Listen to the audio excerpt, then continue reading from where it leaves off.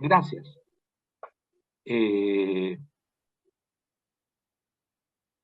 Muy bien. Entonces, retomando lo que estamos hablando. Cuando hablamos del propósito del sermón, estamos hablando del objetivo o meta por lo cual estamos predicando. Es decir, ¿para qué estamos predicando?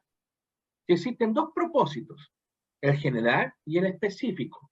Cuando hablamos del propósito del sermón, reitero, hablamos del objetivo o meta por la cual yo estoy predicando, el para qué, qué quiero lograr con ese mensaje que Dios me ha dado para compartir con las personas que van a estar ahí presentes. Existe un propósito general y un propósito específico, ¿ya? Los propósitos generales están en el manual, son evangelístico, doctrinal, ético, moral. Evangelísticos son todos los sermones que apuntan a evangelismo, a ganar gente para Cristo. Los sermones doctrinales son aquellos sermones que yo toco una doctrina. Cuando estoy tocando una doctrina principal de la Escritura, es un sermón doctrinal. Cuando estoy hablando de pecado, cualquiera sea este, entonces en mi sermón estoy hablando de un propósito ético, moral. ¿Me están escuchando bien, verdad? ¿Sí? Sí. Cuando tiene que ver con alentar, gracias hermana, cuando tiene que ver con alentar a alguien, darle aliento, animarlo, es un sermón de ánimo y aliento. Y cuando hablamos de acercarse más a Dios, a la iglesia, comprometerse más con el Señor y con la obra de Dios, es un propósito de consagración. Y por último, cuando tiene que ver con amor a Dios y amor a los demás, es un propósito general devocional. Uno los puede mezclar porque puede ser doctrinal y evangelístico, puede ser doctrinal y de consagración, porque usted va a encontrar que un mensaje puede tener en su criterio más de un propósito general y se mezclan, ¿ya? Por ejemplo, si usted predica de Cristo como tema general y de la evidencia de la divinidad de Cristo como tema específico, y está predicando a la gente que no conoce al Señor para que conozcan a Cristo. Entonces, obviamente, su tema general es Cristo, su tema específico, evidencia de la deidad o divinidad de Cristo. Su propósito general puede ser ahí evangelístico doctrinal o doctrinal evangelístico, ambos. Es decir, puede haber más de un propósito general en el sermón a predicar. Sin embargo, siempre va a haber unos propósitos específicos. En este caso que le estoy diciendo, sería que la gente se entregue a Cristo, ¿verdad? Reciba a Cristo como Dios en sus corazones. En fin. Propósito específico, entonces, lo que queremos lograr con el sermón en forma específica. Pero no en lo general, sino específicamente, ¿ya? Y el propósito específico es lo que es lo que queremos lograr a través del tema específico. Está medio enredado, así que lo voy a correr rápido. Bien, pero ya ustedes lo saben. Después vamos a ir haciendo lo que pasa es que estamos todos en la parte teórica. Después cuando nos aterricemos en la Biblia va a ser mucho más fácil. Primero descubrimos el tema del pasaje general, luego descubrimos el tema específico. Y teniendo el tema general y el tema específico, ya es muy fácil encontrar el propósito general y el propósito específico. ¿Ya? Sigo con el ejemplo del amor. Si el sermón son características del amor, mi tema general es el amor, tema específico característica del amor, propósito general devocional, propósito específico que los hermanos se amen. Y ahí voy entonces armando el bosquejo sermonal. Lo que viene a continuación es el texto, que es muy importante, porque a través de los textos vamos a descubrir los temas generales y específicos y por ende los propósitos generales y específicos de cada sermón. Consejos para la elección del texto. Debe ser claro. Hay algunos textos que son de más difícil interpretación. Debe ser claro. Debe abarcar el tema. Es una mala costumbre decir un texto que no tiene nada que ver con el pasaje, ¿ya? O con lo que se va a predicar después. El texto que yo use debe abarcar el tema. Debe ser parte del tema que estoy teniendo. Lo dice mucho mejor ahí en la... Eso se encuentra, hermanos, en la página página número 13, si no me equivoco, está lo que estamos viendo ahora. Claro, la página número 13. El texto, hermanos, debe abarcar el tema, Debe ser claro, debe abarcar el tema, no aplicar forzadamente el texto al tema, evitar textos que expresan solo parte de la verdad y no usar textos que ridiculicen. Eso lo voy a explicar ahora, esos puntos, ¿verdad? Lo primero que tengo que decir, que no está aquí en la diapositiva, pero sí está en el manual, en la página 13, que la palabra texto viene de la palabra tejido o textura o textil, ¿verdad? Es decir, estamos hablando de tela. Estamos hablando de tela, ¿ya? Los textos serían la tela o el tejido o el hilado del cual se puede hacer un bosquejo sermonario que es como una ropa a la medida de quien lo escucha. Es interesante la palabra texto, que significa tejido, ¿ya? Muy, muy, muy importante. Perdón que me desconcentre, pero se escucha el movimiento de la secadora que mi esposa puso y vibra la mesa. Ahí viene mi esposa. Mira cómo vibra la mesa. Pastor, no se preocupe. No, No se preocupe, no se escucha a nosotros. A usted no, pero yo estoy aquí con una vibración tremenda, digo, el Señor, la chequina del Señor está cayendo, se mueve la mesa. Bien, ahí lo cortaron, me desconcentro. Bien, entonces, hermano, es que es fuerte, como un temblor. Eso es lo que suena, ya. Gracias. Bien, entonces, hermano, es interesante que la palabra texto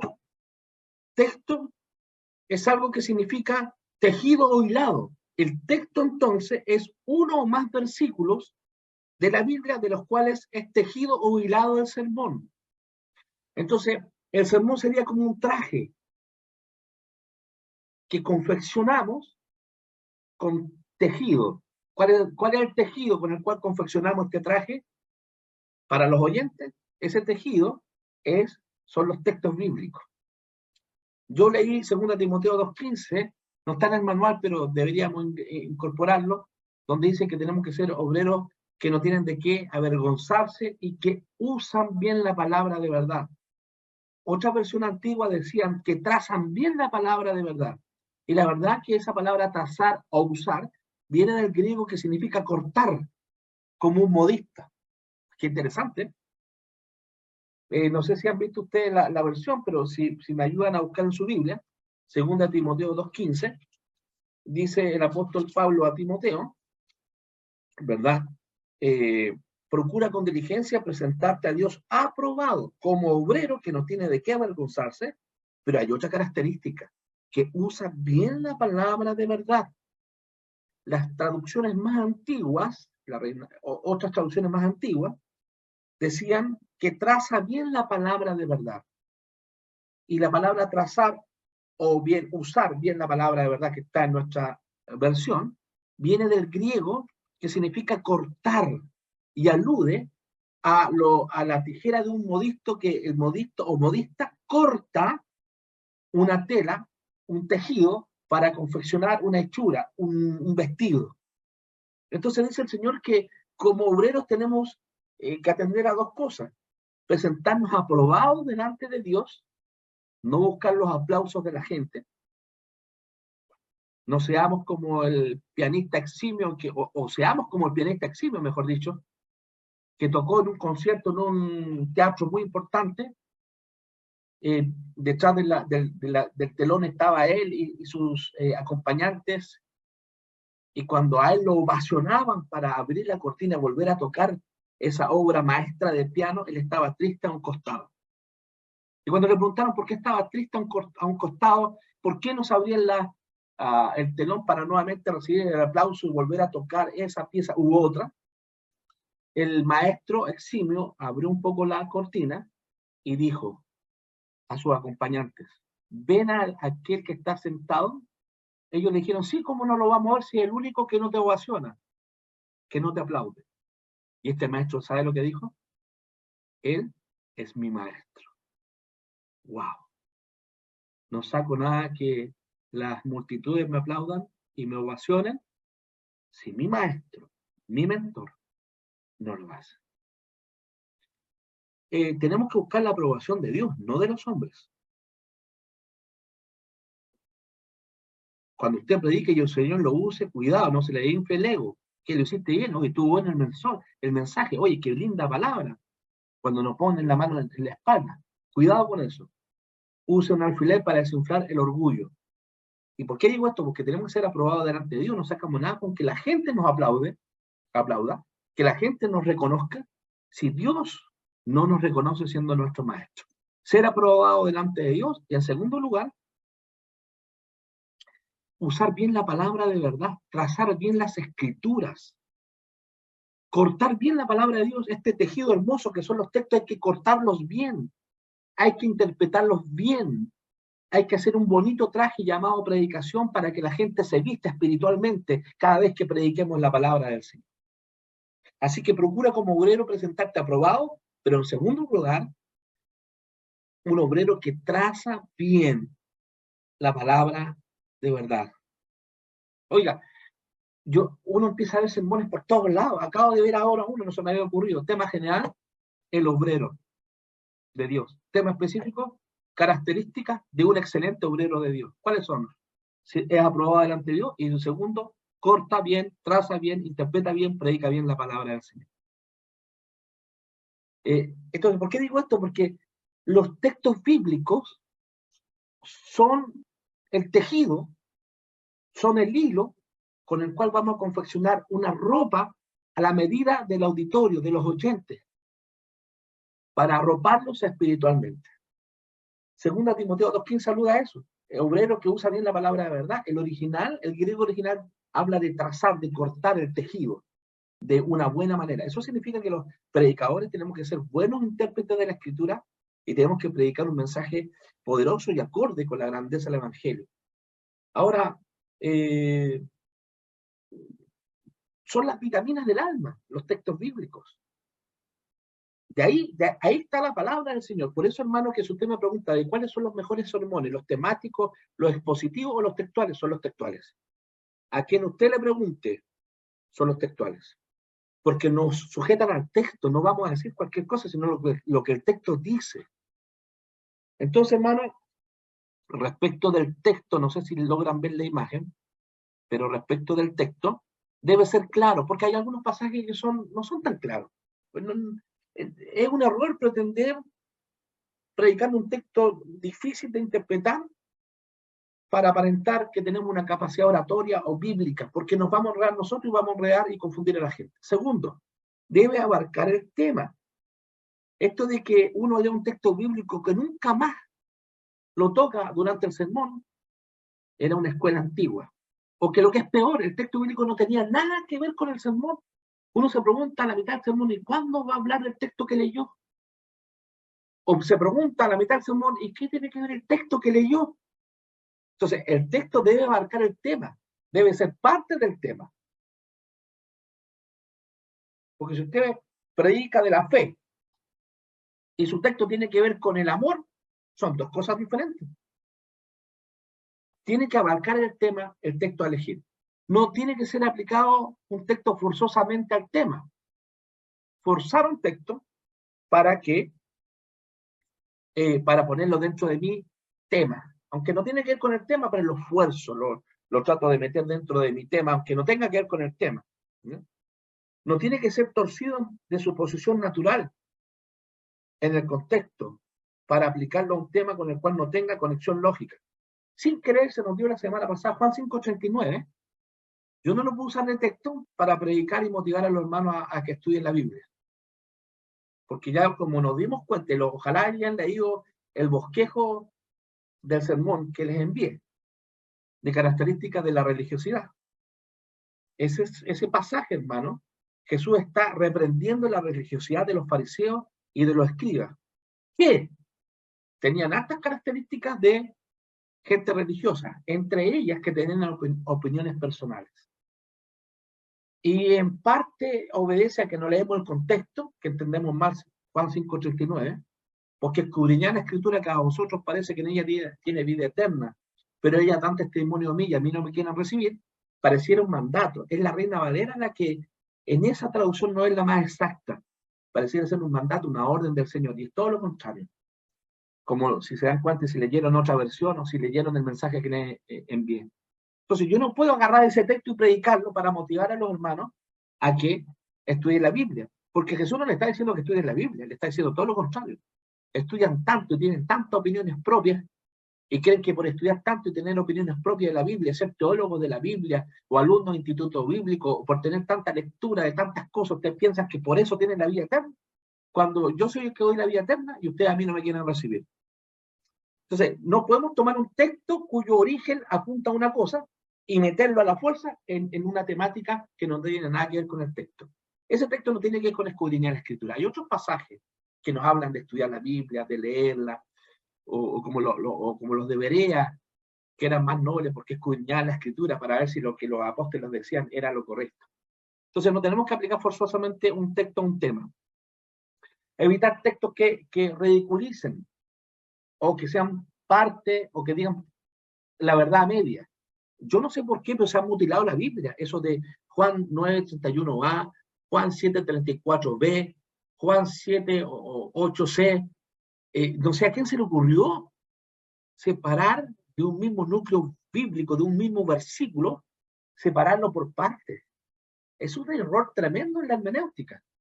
Por ejemplo, alguien agarra el de Juan 9:31 y predica, y Juan 9:31 dice, Dios no oye a los pecadores. Pero es que esa es la verdad a media, porque Dios sí oye a los pecadores que se arrepienten. Entonces no puedo usar textos para predicar que solo expresen la mitad de la verdad.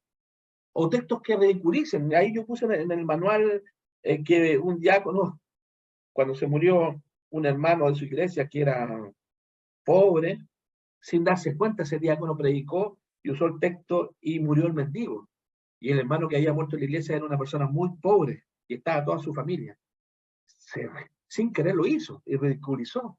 Si usted va a un ministerio femenino o a las Dorcas, por favor, hermana, y va a predicar y hay muchas hermanas gorditas, bien arropaditas, por favor, no se le vaya a ocurrir predicar sobre Amós 4:1 o vacas de Basán, porque puede ofender a alguien.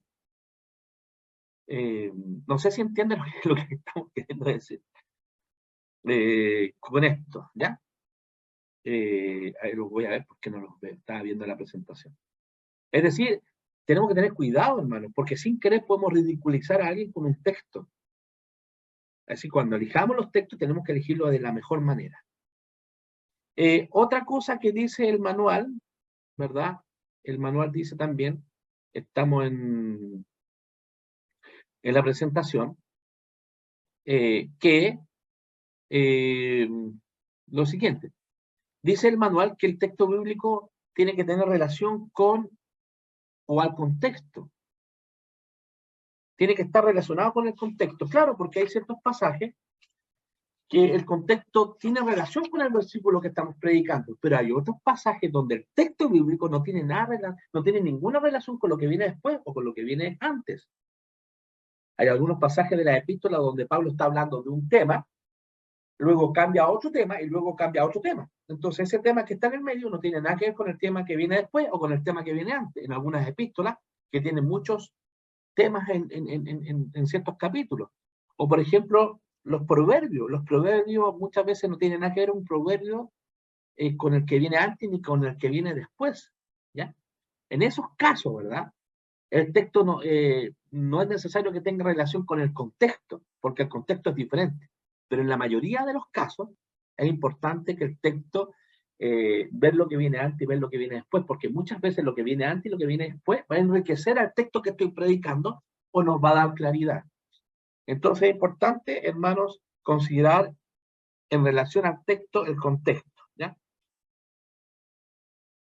Segundo, el contexto no tiene que ser más importante que el texto que voy a predicar, porque si usted dice, oye, este es el texto que voy a predicar y lo que leí antes y lo que leí después, me parece espectacular.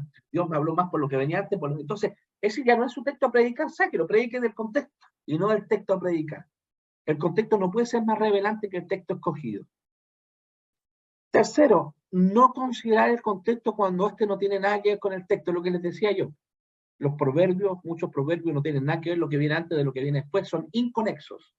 O algunos pasajes del Nuevo Testamento, en la epístola de Pablo, donde Pablo toca varios temas, y en un pasaje hay un tema en unos versículos, y lo que viene antes es otro tema, no tiene nada que ver con eso, y lo que viene después es otro tema, no tiene nada que ver con el tema que yo voy a elegir.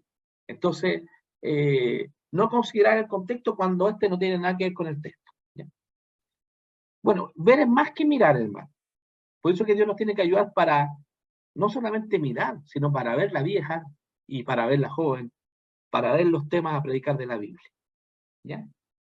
Si usted no vio ni a la joven ni a la vieja, no se preocupe. Si usted no ve temas todavía en la escritura cuando lee, no se preocupe. Hay que empezar a orar y a leer detenidamente y pedirle al Señor que nos ayude a tener comprensión lectora y a empezar a ver los temas que están en la Biblia. Están en un solo versículo muchas veces.